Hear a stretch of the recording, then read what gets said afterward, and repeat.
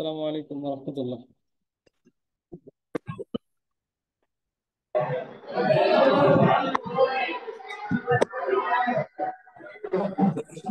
তোমার মাইক্রোফোন গুলা বন্ধ রাখলে ভালো হয়। আর তোমরা যদি বড় হেডফোন ব্যবহার করলে তোমরা আমাকে শুনতে পারবো। আমাদের টপিক আজকে হচ্ছে নিডল টাইমিং। আজকে নিডল টাইমিং এর সংজ্ঞা দেখবো, ডিফারেন্স দেখবো, আর নিডল টাইমিং এর জন্য কি ধরনের কেম ব্যবহার করা হয় এগুলো দেখবো ইনশাল্লাহ।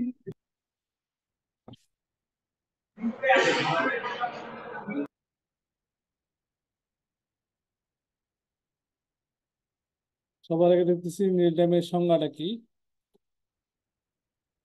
নিডল টাইমের সংজ্ঞা জানার আগে ইন্টারমিডিয়েটে তোমরা একটা ফিজিক্সের সংজ্ঞা পড়ছিলা, ফেজ বা দশা।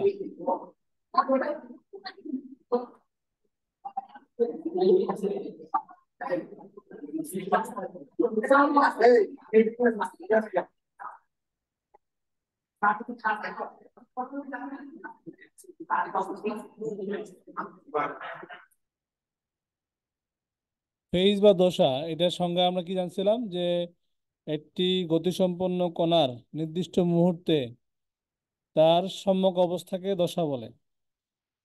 অর্থাৎ নির্দিষ্ট মুহূর্তে তার সরণ, ত্বরণ, গতি ইত্যাদি এটাকে আমরা জানি যে ফেজ বা দশা।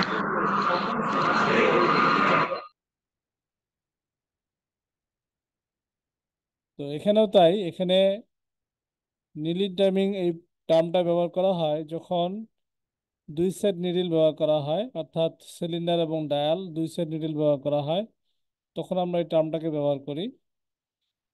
খেয়াল করি এখানে কি বলা আছে।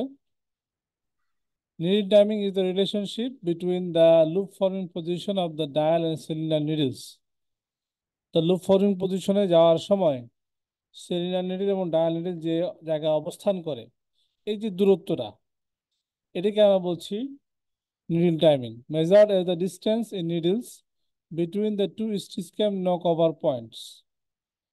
অর্থাৎ তারা যখন নক ওভার পজিশনে যায় ক্যামে, তখন যে ডিস্টেন্সটা সেটাই আমরা মিন করতেছি। এটা হলো নিডল টাইমিং এর সংজ্ঞা।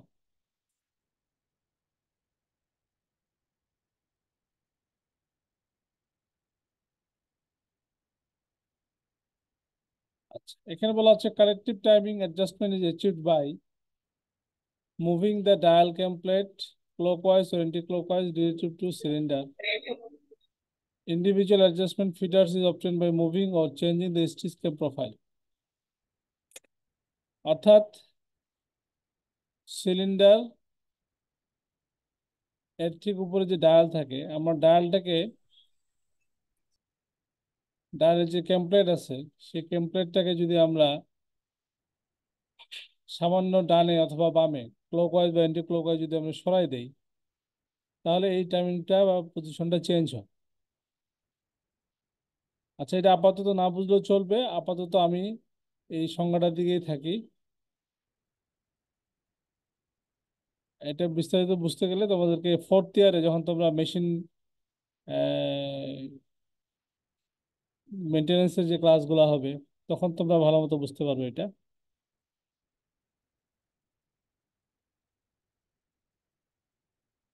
দেখতে পাচ্ছি নিডল টাইমিং হচ্ছে দুই প্রকার, একটা হচ্ছে সিনক্রোনাইজড নিডল টাইমিং, আর একটা হচ্ছে ডিলেড নিডল টাইমিং। সিনক্রোনাইজড মানে একসাথে হওয়া, তাই না? ডিলেড মানে হচ্ছে দেরিতে হওয়া। সেটা কি? আমরা যদি চিত্রটার দিকে তাকাই তাহলে আমাদের জন্য সুবিধা হবে, পরে আমি সংখ্যাতে যাব। এখানে দেখতে পাচ্ছি আমরা সিনক্রোনাইজড টাইমিং, অর্থাৎ সিলিন্ডার নিডল এবং ডায়াল নিডল একই সাথে লুপ তৈরি করে যার যার পজিশনে চলে আছে, অর্থাৎ স্টিচিং পজিশন যেটা, অর্থাৎ লুপ যত নিচের দিকে যাবে লুপের সাইজ তত বড় হবে। এখানে ডায়ালের ক্ষেত্রে যত সেটা পিছনের দিকে যাচ্ছে তত লুপের সাইজ বড় হচ্ছে। অর্থাৎ এও লুপ, এই সিলিন্ডার যে নিডল গুলো আছে সেগুলো লুপ তৈরি করে নিচের দিকে নামতেছে, এবং ডায়াল নিডল গুলো লুপ তৈরি করে নিচের দিকে নামতেছে। একই সাথে হচ্ছে কাজটা, এটাকে আমরা বলছি সিনক্রোনাইজ টাইমিং। আর নিচে যে চিত্রটা আছে এখানে এটা হচ্ছে ডিলেড টাইমিং এর জন্য। আহ, 1 নম্বর চিত্র দিয়ে খেয়াল করো যে যখন সিলিন্ডার নিডল লুপ তৈরি করে তখন ডায়াল নিডল কিন্তু সামনে এগিয়ে আসছে, ঠিক আছে। আবার যখন ডায়াল নিডল ঠিক উপরের দিকে ওঠা শুরু করছে তখন সিলিন্ডার নিডল যখন উপরের দিকে ওঠা শুরু করছে তখন ডায়াল নিডল তার লুপ তৈরি কাজটা করতেছে, অর্থাৎ ওয়ান আফটার অ্যানাদার। এটাকে বলা হচ্ছে delayed timing, D for delayed. নিচের দুটো চিত্র হচ্ছে ডিলে টাইমিং এর জন্য, উপরটা হচ্ছে সিনক্রোনাস টাইমিং এর জন্য। আবার বলছি, সিনক্রোনাস টাইমিং বলা হচ্ছে কখন, যখন সিলিন্ডার নিডল এবং ডায়াল নিডল একই সাথে লুপ তৈরি করে। Stitch stitch cam knock over point বলা হয়, অর্থাৎ আমরা এর পরে স্লাইডে দেখব যে ক্যামের নামার সময় এই যে অংশটা, এই যে জায়গাটা, এই জায়গায় যখন বারটা আসবে এটাকে আমরা বলি stitch cam knock over point, সেখানে অবস্থান করছে সবগুলা। আর এক্ষেত্রে আমরা দেখতে পাচ্ছি যে সিলিন্ডার নিডল যখন লুপ তৈরি করে তখন ডায়াল নিডলটা সামনে এগিয়ে আসছে। আবার সিলিন্ডার নিডল যখন হালকা উপরের দিকে ওঠা শুরু করছে তখন ডায়াল নিডলটা আবার লুপটা তৈরি করছে। স্বাভাবিকভাবেই টেনশন কোথায় বেশি হয় বলতো?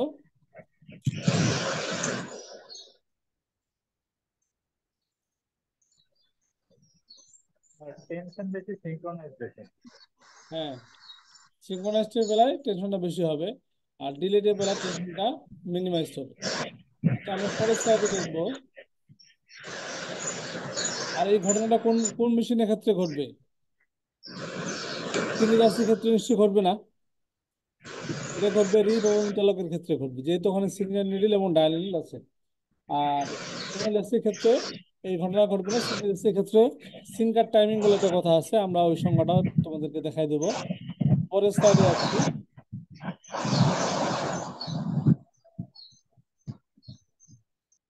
খেয়াল করো, এই চিত্রটা খেয়াল করলে তোমরা বুঝতে পারবা। বাম দিকে বলা আছে সিঙ্ক্রোনাস টাইমিং ক্যাম্পস, এবং ডান দিকে বলা আছে ডিরেক্ট টাইমিং ক্যাম্পস। উভয় ক্ষেত্রে আমরা দেখতে পাচ্ছি যে ডায়ালের টেমপ্লেটে তোমার একই চিত্র, অর্থাৎ এই চিত্রটা এখানেও হবে। পার্থক্যটা কোন জায়গায়? পার্থক্যটা হচ্ছে সিলিন্ডার ক্যামের মধ্যে। খেয়াল করে দেখো, এই ক্যামটার দিকে খেয়াল করবা আর এই ক্যামটার দিকে খেয়াল করবা।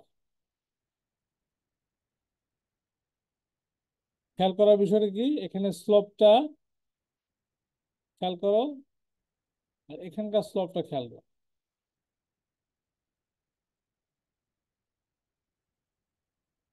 পার্থক্যটা হচ্ছে এখানেই, ডিলেড ক্যামের ক্ষেত্রে, ডিলেড টাইমিং এর ক্ষেত্রে স্টিচ ক্যাম নক ওভার পয়েন্টটা এখানে, এই জায়গায়, তারপরে একটু সময় পাচ্ছে। এই সময়টা হচ্ছে ডিলে করার জন্য যে সময়টা, সেই সময়টা। এখানে কিন্তু সেটা নেই, এখানে স্লোপটা ডাইরেক্ট নামছে এবং সরাসরি আরেকটা ক্যামেরার মধ্যে চলে গেছে। বুঝতে পারছো কিনা?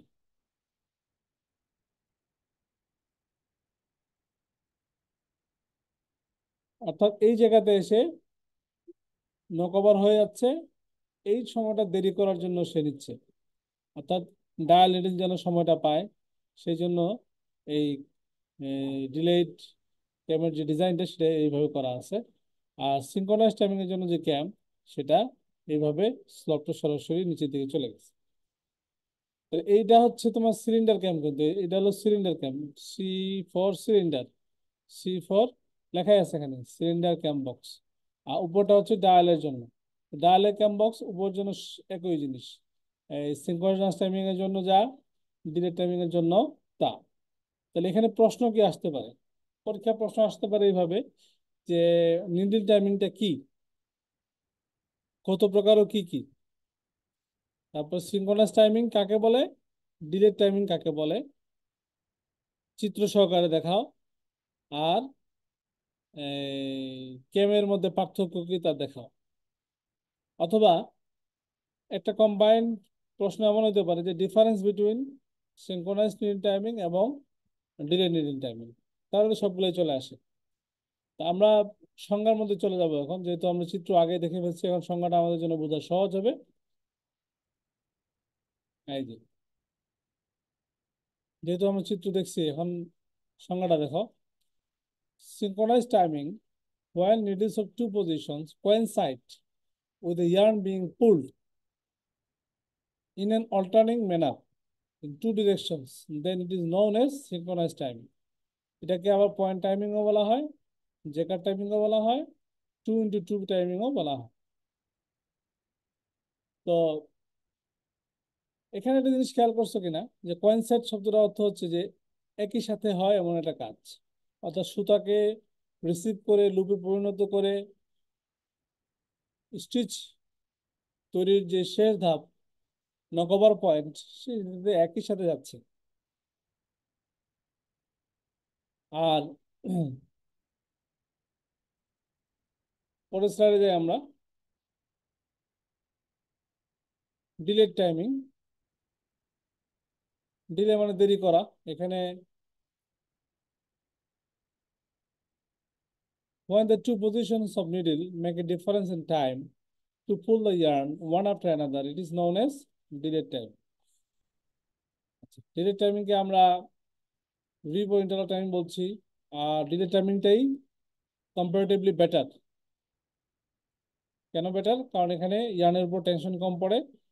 ইয়ার্নের উপর টেনশন কম পড়ার কারণে কি হয়, ইয়ার্নের ভিতরে যে ফাইবার গুলো আছে এগুলো কিন্তু অক্ষত থাকে, স্লিপেজ কম হয়, যার কারণে এটা better. The dial knock-over occurs after about 4 cylinder needles. আমরা একটু আগে দেখাচ্ছিলাম যে এখানে এতটুকু জায়গা, এখানে কিন্তু 4টা নিডল বসানোর মতো জায়গা আছে। তার মানে সিলিন্ডার নিডলটা আগেই স্টিচ ক্যাম নকওভার পয়েন্টে চলে আসছে, কিন্তু এই ডায়ালের ক্ষেত্রে 4টা নিডল পরে গিয়ে, অর্থাৎ এই পজিশনে যখন সিলিন্ডার নিডলটা আসবে, তখন এখানকার নিডলটা তখন সে নকওভারে যাচ্ছে। এ কথাটাই বলা আছে স্লাইডের মধ্যে।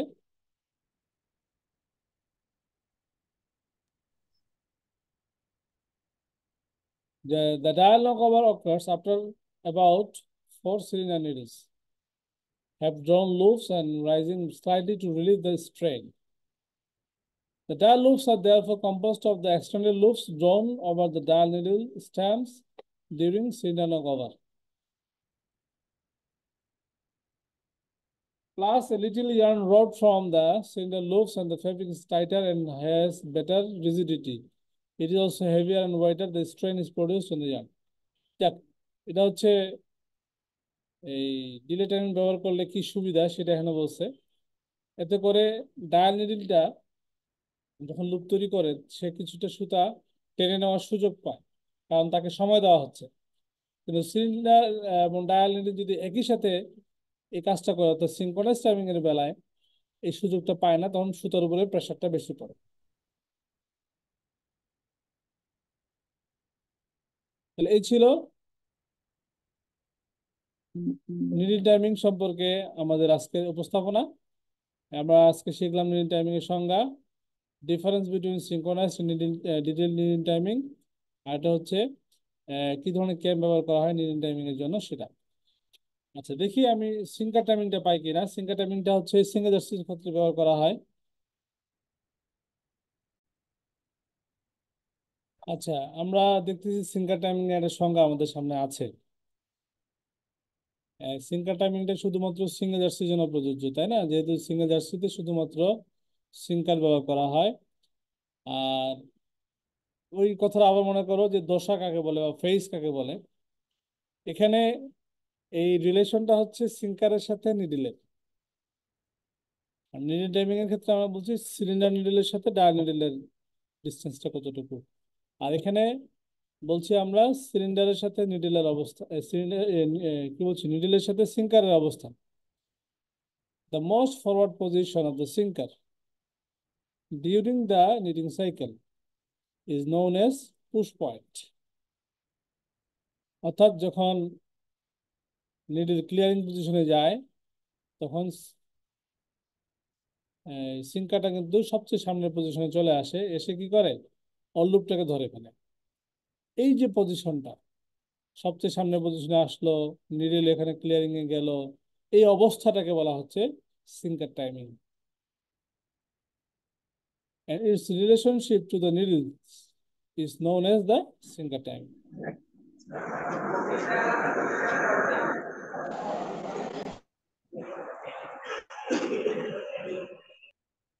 বুঝা গেছে কিনা? সিঙ্কার টাইমিং হচ্ছে কোন অবস্থাটা যখন নিডল ক্লিয়ারিং পজিশনে যায় এবং সিঙ্কারটা মোস্ট ফরওয়ার্ড পজিশনে যায়, তখন এই পয়েন্টটাকে বলা হচ্ছে পুশ পয়েন্ট, আর এই অবস্থাটাকে বলা হচ্ছে সিঙ্কার টাইমিং। তাহলে এই ছিল সিঙ্কার টাইমিং এবং নিডল টাইমিং সম্পর্কে আজকের উপস্থাপনা। এরপর তোমাদেরকে বলবো তোমরা সিলেবাসটা পুরোটা দেখো, গো থ্রু করো, কোন কোন টপিক আমরা পড়াইছি, কোনটা পড়াই নাই, যেগুলো পড়াইনি সেগুলো নোট ডাউন করো। প্রয়োজনে আমরা আরেকটা স্পেশাল ক্লাস নিয়ে সেখানে সে বিষয়গুলো আলোচনা করব। বিশেষ করে একটা টপিক সম্ভবত আমি স্কিপ করছিলাম, সেটা হচ্ছে গার্মেন্ট মেশিন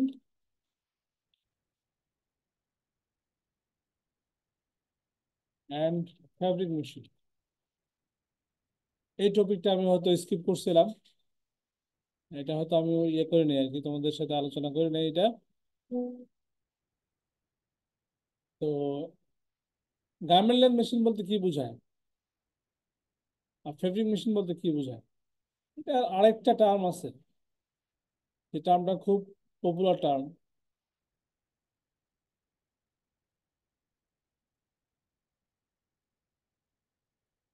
এটা হচ্ছে ফুললি ফ্যাশন নেটওয়ার্ক, আর এটা হচ্ছে cut and সিউন network, cut and সিউন network, এই টার্ম দুটো খুব প্রচলিত। আচ্ছা, পার্থক্যটা কি? আমরা সিঙ্গেল জার্সি, রিপ, ইন্টারলক, সার্কুলার মেশিন থেকে যে ফেব্রিক গুলো পাই, সেগুলো কিন্তু আমরা প্রথমে ডাইং করি, তারপরে ফিনিশিং করি, তারপরে এটা গার্মেন্ট সেকশনে যায়, সেখানে এটাকে কাট করা হয়, তারপরে সিউ করা হয়। এই জন্য এর নাম হচ্ছে কাট অ্যান্ড সিউ নেটওয়ার্ক। এবং যে মেশিনগুলো আমরা ব্যবহার করছি, সিঙ্গেল জার্সি, রিপ, ইন্টারলক, এগুলো সবগুলো হলো ফেব্রিক মেশিন। আর অপরপক্ষে কিছু মেশিন আছে যেখান থেকে সরাসরি গার্মেন্টস প্রোডাকশন দেওয়া যায়, যেমন ভিভেট ফ্লানেরিং মেশিন থেকে, অটোমেটিক ভিভেট ফ্লানেরিং মেশিন থেকে আমরা সরাসরি সোয়েটার তৈরি করতে পারি, সরাসরি আমরা সেখান থেকে পোলো শার্টও তৈরি করতে পারি, টি শার্ট তৈরি করতে পারি। কিসের মাধ্যমে? সিমলেস গার্মেন্টস, তাই না? কোনো ধরনের সেলাই লাগে না। তো এটা হচ্ছে তোমার গার্মেন্ট লেং মেশিন বা ফুললি ফ্যাশনড নেটওয়ার্ক। এগুলো তোমরা ছোট ছোট নোট আকারে আসতে পারে পরীক্ষায়, বা ডিফারেন্স আকারে আসতে পারে, এগুলো তোমরা পড়ে নিবা। এরপরে বলে থাকলো যে তোমরা দেখো সিলেবাসের মধ্যে যে টপিকগুলো আমি আলোচনা করি নাই, সেই টপিকগুলো তোমরা হয়তো পড়তে গেলে, নোট ডাউন করতে গেলে চোখে পড়বে, সেগুলো তোমরা পরবর্তীতে আমাকে জানালে আমি স্পেশালি ক্লাস নিয়ে নেবো। আর তোমাদের ক্লাস টেস্টটা মঙ্গলবার দুপুর 12টা 20-এ হবে। সবাই ক্যালকুলেটর সাথে নিয়ে আসবা। মোবাইল এলাও করা হবে না, হিসাব করার জন্য মোবাইলের ক্যালকুলেটর ব্যবহার করতে দেবো না, তোমাদেরকে ক্যালকুলেটর নিয়ে আসতে হবে। এবং খাতায় অঙ্ক করতে হবে, এটা এমসিকিউ হবে না, এটা তোমাকে অঙ্ক করতে হবে। আর যারা অ্যাসাইনমেন্ট আজকে নিয়ে আসছো, যে ইন্টারলকে এটা ম্যাথ দিয়েছিলাম, সেটা জমা দিয়ে দাও এর কাছে, সিআর এর কাছে, সিআর এটা ডিপার্টমেন্টে জমা দিয়ে দিবে। কারো কোনো প্রশ্ন আছে? স্যার আজকের অ্যাটেন্ডেন্স শিটটা পাইনি স্যার। অ্যাটেন্ডেন্স একটা পাও নাই? আচ্ছা, অ্যাটেন্ডেন্স লিঙ্কটা দিচ্ছি আমি।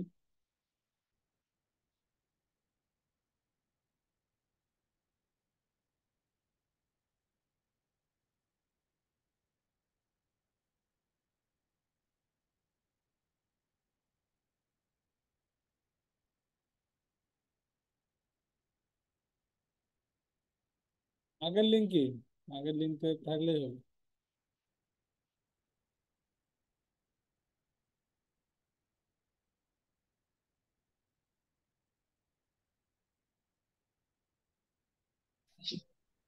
অবশ্যই।